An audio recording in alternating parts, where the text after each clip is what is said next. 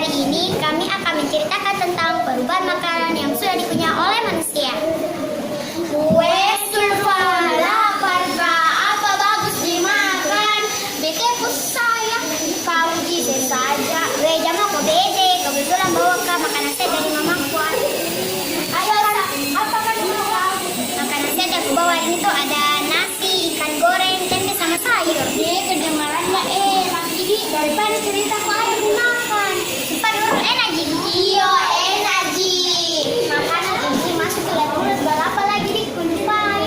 Masuk ke dalam mulut, makanya menggunakan gigi rahang, gigi seri untuk memotong dan gigi taring untuk merobek makanan tersebut. Dan di mulut terjadinya pencernaan mekanis dan kimiawi. Dan perubahan makanan yang kita punya menjadi potongan-potongan yang lebih kecil yang disebut dengan pencernaan mekanis. Gue teman-teman, ini menceritaku tentang perubahan makanan yang sudah dikunyah oleh manusia. Gue teman-teman, jangan lupa like ceritaku nah supaya enak tuh perasaan ta. Dan makasih nah temanku sudah nyarikan ceritaku. Jangan lupa like, share, comment, and subscribe. See you next time. Bye.